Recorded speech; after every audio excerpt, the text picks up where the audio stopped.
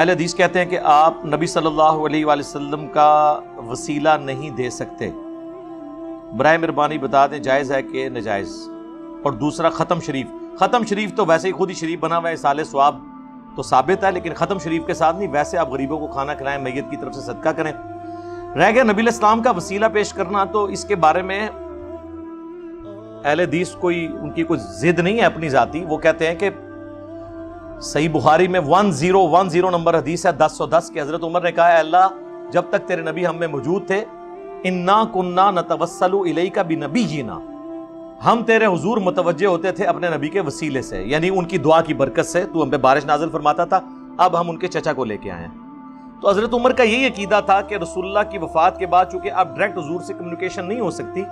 تو حضرت عمر وسیلے کا مطلب یہ لیتے تھے کہ رسول اللہ سے دعا کروانا، تو وہ قبر پہ تو ممکن نہیں ہے، تو پھر حضور کے قریبی ساتھی اور حضور کے چچا عباس ابن عبد المطلب کو وہ لے کے آتے تھے۔ تو یہ جو اہل حدیث نے عقیدہ اپنایا ہوا ہے، یہ حضرت عمر کا بھی یہی عقیدہ ہے، ورنہ تو وہ کہہ دیتے کہ یا رسول اللہ پہ یا اللہ پہلے تیرے نبی کے وسیلہ ان کو ساتھ لے کے آتے تھے، اب ہم ان کی قبر پہ حاضر ہوئے ہیں، ان کے صدقے بارش نازل فرما دے۔ دوسری طرف جن لوگوں نے وسیلے کو نبی علیہ السلام کے جائز سمجھا، تو کچھ احادیث ایسی ہیں، جس طرح سنن ابن ماجہ میں حدیث ہے، اور ابن ماجہ نے اس کے ساتھ لکھا یہ حدیث صحیح ہے۔ ایک نابینا صحابی جو ہیں وہ عثمان بن حنیف کے پاس آئے، تو عثمان بن حنیف روایت کرتے ہیں کہ ایک نابینا صحابی تھے،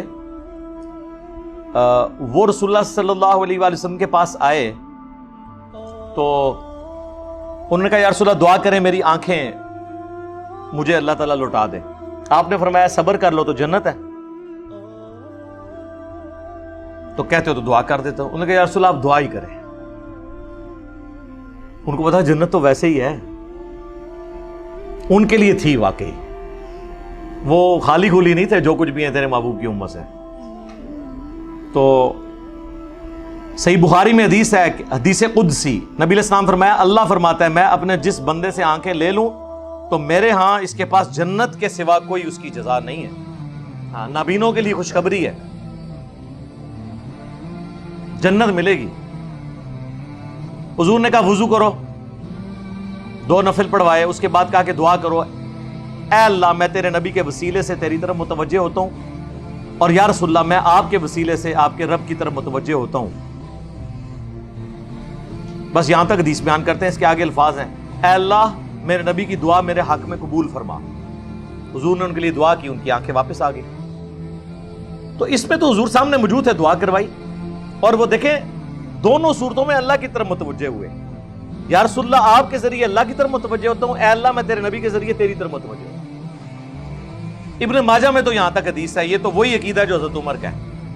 لیکن اس کی ایک روایت طبرانی میں بھی ہے، اور امام طبرانی اس حدیث کو صحیح سمجھتے ہیں۔ معجم کے اندر 3 معجم لکھی ہیں، المعجم الکبیر، المعجم الصغیر اور المعجم الاوسط، اور امام طبرانی اب کوئی چھوٹے بندے تو نہیں ہیں، امام بیہقی کے استاد ہیں امام حاکم کے استاد ہیں امام طبرانی، اور 360 ہجری میں فوت ہوئے ہیں، شروع کے ائمہ میں سے۔ وہ اس روایت کے آگے ایک اور حصہ لے کے آئے کہ حضرت عثمان غنی کے دور میں ایک شخص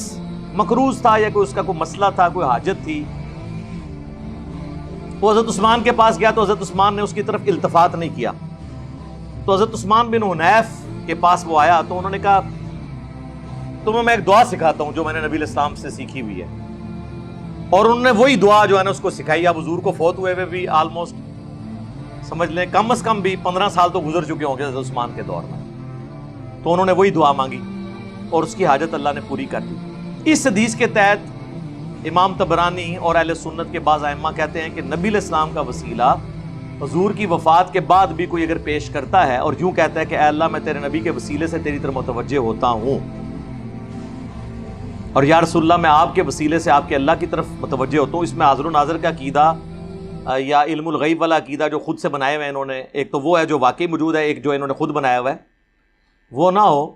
تو کوئی کر لیتا ہے تو یہ کوئی یعنی بدعقیدگی